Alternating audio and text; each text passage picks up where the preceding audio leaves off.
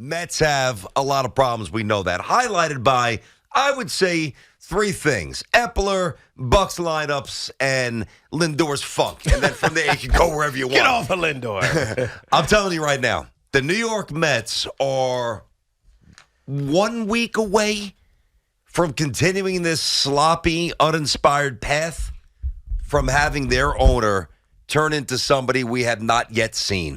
Steve Cohen is a few more losses away from exploding. And when I say exploding, I mean firing, altering, flipping stuff over, not literally tables. He's not that guy. Like, I think that the next few days will really, if they don't play well and they don't rebound, we're waiting on Cohen. We're waiting on him. You know, it's one thing to have the money and cut the checks and be that guy. You don't get to that point in life without being cutthroat. Not bombastic. There's a difference. He's not going to be George. Anybody thinks that Steve Cohen is going to take this laying down the rest of the way is out of their mind. So Steve Cohen has spent a lot of money on this Mets organization. We know it from all the things that they've been doing around for the fans, the things that they've been doing to bring in the top-end pitchers. They overpaid. They paid/overpaid Francisco Lindor. He's trying to put a winner out there. Now, maybe he'll walk back some of his original comments about winning a World Series in 5 years. No, he won't. But he tried to already. He won't, though. But you know he still believes it. Even if he talks it back, he still believes it, and he still wants to do that. But the reality of right now is that this $350 million roster, 370 something when you consider the dead contracts from Cano and others that are sitting on their books, making their tax bill almost over $100 million. The reality is that at some point he'll say this isn't working, but I don't think he's going to go scorched earth on this organization, team, players, GM, skip manager. I don't think he's going to do that. He feels like he has a patience and a belief in what Billy Epler is trying to do. And bringing in Buck Showalter, he's got a veteran coach who understands the ins and outs of players' minds. Now, we can argue that right now, what we think of Buck and his lineups. But from a top-down standpoint, I look at Steve Cohen as someone who's going to be patient with this, even if it's frustrating watching the repeated failures and, let's call it what it is, mediocrity of this highly paid team. Yeah, I just don't see it that way. I think that he's boiling inside. I think he's ready to explode again in his own way, not like George, not like some tyrant. You know, he's not wired that way. He's different in terms of presentation, which is not a bad thing. There's no way this guy's going to sit back and watch this the rest of the year. I would even say the rest of the month without some legitimate moves. To win 2, lose 4, win 3, lose 3. This guy's not earning his money. This guy's doing nothing to play. Buck is this, Buck is that, Epler's this, Epler's that. They played 60 games already, all right? They've got a negative run differential. They've got 30 games before the All-Star break at this point. I mean, we all understand this just based on the urgency on the station, not just our show, the urgency on the radio station yesterday, and to be fair, before that. But yesterday, it reached a pinnacle. Yesterday, it seems like those Met fans who were not willing to really be critical of Lindor, that changed. Yesterday, those Met fans who were fully convicted that Buck was still the guy, that's changing a little bit. Obviously, Epler's been a target for a while. Everything's changing. And once the perception changes and the results get worse, he's going to blow over. Yeah. I'm telling you. Well, let me ask you this. If that should happen, let's just say that this is a disaster and it's not mitigatable. You don't have easy solutions. Oh, we got this other kid that we'll bring up. Oh, now Mauricio's hurt down in the minors, but we got this other arm that's going to come save us. Those things aren't real for the Mets right now. There aren't real answers for the things that are plaguing them. Yep. And so let's say that he gets to that point and he's, Buck, You've lost the clubhouse. These guys don't believe and trust in you anymore because you got McNeil batting all over the lineup. He's third, and he's seventh, and he's fifth, and he's fourth. No, he's not really fourth, but you know what I mean. He's all over the place. And the players stop responding, and he fires Buck. Then what's he going to do? I don't know. I don't think Buck would be the first to go, by the way. Or he goes to Billy Epler and says, Billy, you led me astray. We had a caller talk about the whole Japanese players not wanting to play with other Japanese players. You brought me Kodai Senga, who's been intermittently good, but not great. We get to the trade deadline. We're having these conversations with the Angels, and the Angels say, Shohei Ohtani doesn't want to go there because there's another Japanese player. All right, you're fired. And then what's he going to do? To me, I don't see Steve Cohen as being, as you mentioned, George, irrational like George was. I think he's going to have a patience and see this thing out because he had a plan. He had a philosophy. We've talked about this for months. And he's got to let it follow through. Let it run its course. Now, at the end of the year, if things fall apart, then maybe something happens. But I can't see them pre-All-Star break ripping this thing apart because it's not working. Well, look at it this way. You see, you've got to determine whether or not you think the solutions or possible solutions are internal or if they're going to come of the external variety. Now, I believe that, I don't know, a consistent lineup every night would be a good start. That's how I would attack this. Please. That would be a pretty decent start. And if that doesn't work, then I really don't know what you do. But, I'll tell you, I don't think that there's some, outside of Ohtani, some incredibly, organizational shifting move that's going to come. I don't think that that's the case. And listen, I'm not getting on the air, although I did say, last month that, Buck's got 30 days for me to get this thing fixed. And right now it's not fixed, and the 30 days have yet to expire. So I'll stand by that statement. I'll tell you what, the reality of it is this. If Buck Showalter's not able to adapt and embrace the young talent, maybe the solution might be a new manager. And that would be the flex that I'm talking. One of the possible flexes by Stevie Cohen. I'll tell you why. Because you look up and down this lineup, right? And you say to yourself, boy, is Lindor really this bad? Even I don't think he's this bad. So that tells you all you need to know. I'm his biggest critic. Yeah. All right. So, number one, do I think Alonso should be playing better? No doubt. Do I think McNeil should be playing better? Absolutely. Two guys who have been relatively stiffs this year for the most part are showing signs. So I'm going to leave Marte and Canna alone right now. I honestly think that a different, not so much a different voice, but a different energy and a different conviction in the young players. Like, might really alter the Mets season. If you run out Vientos every day and you run out Alvarez 5 times a week and you run out the two other, we know who they are, Brett Beatty 6 times a week. Maybe you sit them against a tough lefty, whatever. You let Escobar play there. If you run them out every single day and you run them out with a manager who they know believes in them, maybe that truly is the answer. And I got to tell you, I think Steve Cohen's thinking about that.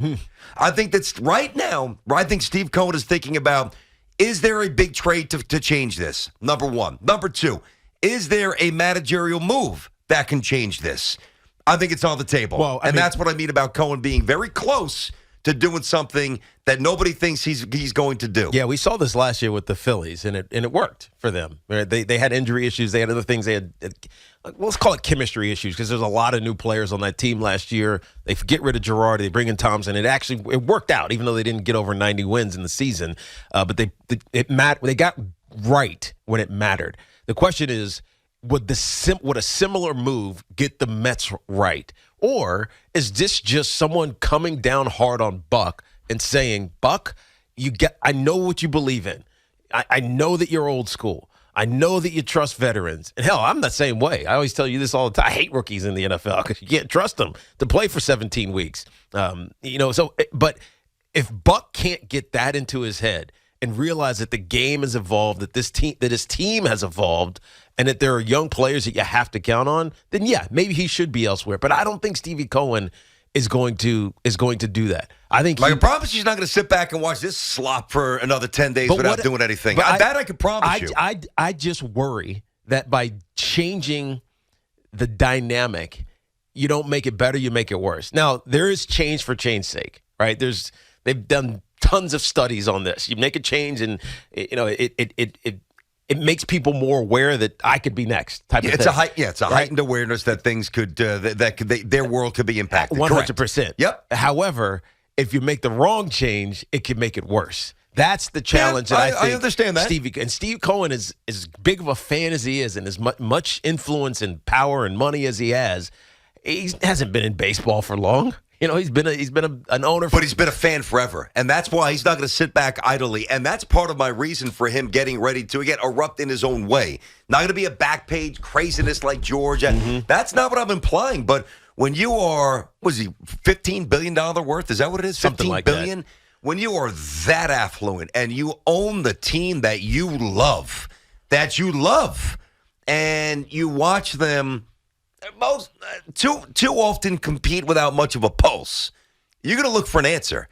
Now, that might be the front office. That might be a star player. That might be the managerial seat. But he's already plotting, so there's no way this guy's sitting through an 83-win season after he unleashed Super Bowl commercials. He's not doing it. I can promise you that. Yeah, the expectation was high. You better believe it was. And let's also be honest about this. The New York Mets of 2023 are really just a rollover of the end of the 2022 Mets. So anything that you say about the Mets right now, and listen, I'm sure, I haven't even looked at the call screen. I'm sure there's some people who say that it's early. All right, I got that. It is early June, which usually symbolically is still fairly early.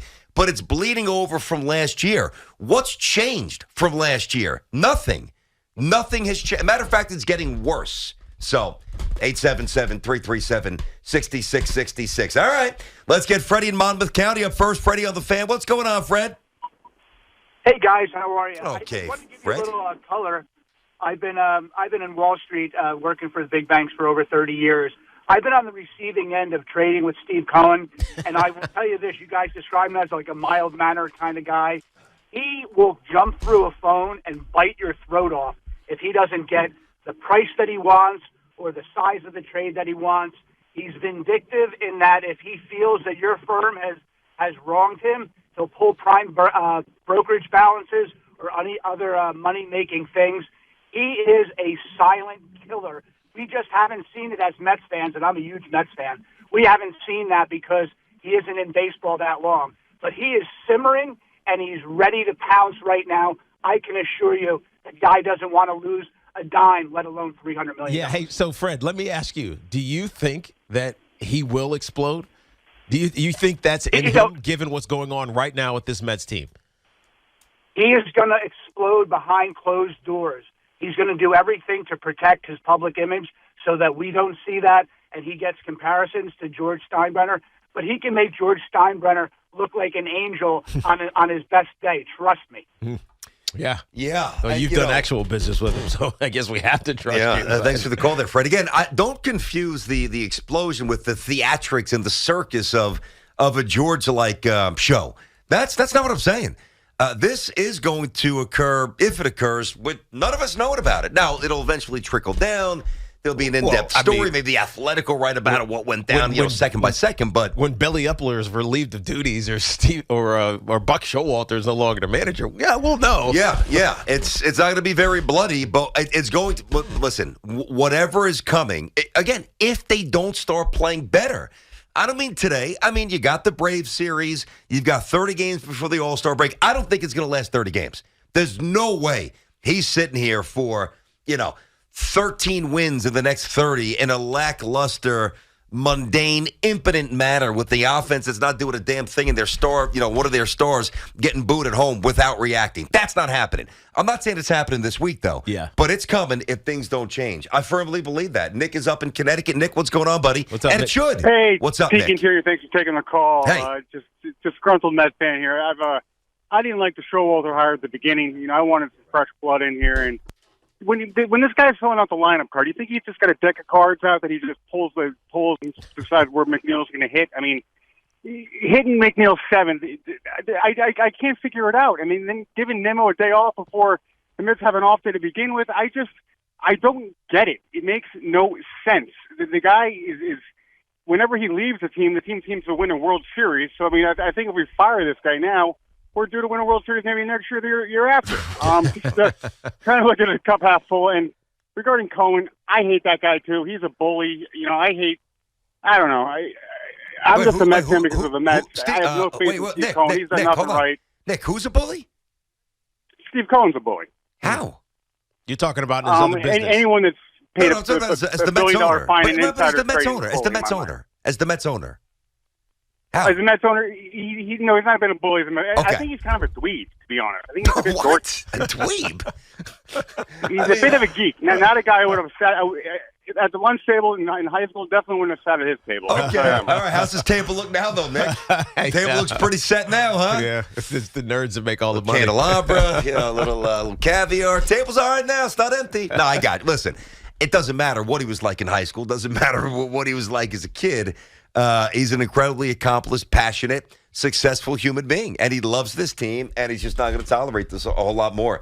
Let me get Mike in Old Bridge. That is New Jersey. Mike, what's going on, bud? What's going on, guys? How are you? Okay, Mike, how you doing? Let's put Buck to the side for 1 second. You got the Braves coming. We're going to go see the Braves now. Where is the veteranship? Where's, Scherzer or somebody saying, listen, closed-door players meeting, and they'll talk about it. You have all these veterans, Scherzer, Verlander. Nobody's speaking up here. They're all, Well, we don't know. We don't know that has or has not happened. But we hit this. There's no meeting. We hit this. We hit this a little bit yesterday, and it was really just around who's the leader. Right? There was none. Who is Nobody. stepping up, and that's the problem. And I don't know if that's Buck not empowering somebody or this locker room or clubhouse just being a little disjointed, oddly constructed. Personalities don't really. I don't know, but it feels like that's the case. Like what Michael, what you're intimating feels like it's the case that there is a disconnect. Yeah, almost everywhere within the clubhouse. I'm not talking front office down to the. I'm just talking about, it just feels like this team isn't fully wrapped around one another all the time. Sometimes they are when things are going well, but when things are going bad, a little bit of a front running group. Yeah, it's like when things go bad, it's like they silo. Well, you know why? I think I know the answer. None of them have really any equity here outside of Pete. I mean, Verlander just got here. Scherzer, was here a year ago, but he bunch of mercenaries, right? Yeah, I mean, McNeil doesn't seem to be that kind of. He's just more of a fiery. It seems like he just keeps things to himself, and he gets out, he gets pissed, which I respect, and wants to get hit every time up. But I don't think he's a stand in front of the room kind of a guy. I don't know who that person is. The kids just got here. I mean, Connor's, you don't hit, you can't say a word. Same with Marte this year. I would think that Nimmo might be that guy, but I'm not so sure everybody's following Nimmo's lead. And, yeah, it is an oddly constructed team, which is part of the problem. And here we are. It's not April. It's not May. And this is bled over from last year. This team is odd. It's just a strange fit. I'm not saying it's all Buck's fault. I'm certainly saying it's partially Buck's fault, and it's his job to finish this and fix it. And if he can't, Cohen's going to make a move. He's going to. 877-337-6666. So we are inside of our Town Fair Tire studio. Friends at Town Fair remind you that you always get the guaranteed lowest price on name brand tires from Connecticut to Maine. Nobody beats Town Fair Tire. Nobody. So let me throw it to you this way. We'll come back. We'll get your calls here. So we talk about Cohen, and you love the guy, and I understand why. He came in. He's one of you, Mets fan, deepest pockets basically in baseball, and he's trying to fix this. Everybody loves that about Cohen. But as things continue to remain stale, what do you want to see him do? Like, this to me is why it's very interesting. It's a different conversation about Cohen. It's no longer about the resources or his fandom. It's about, okay, what kind of owner are you going to be? I think we're about to find out.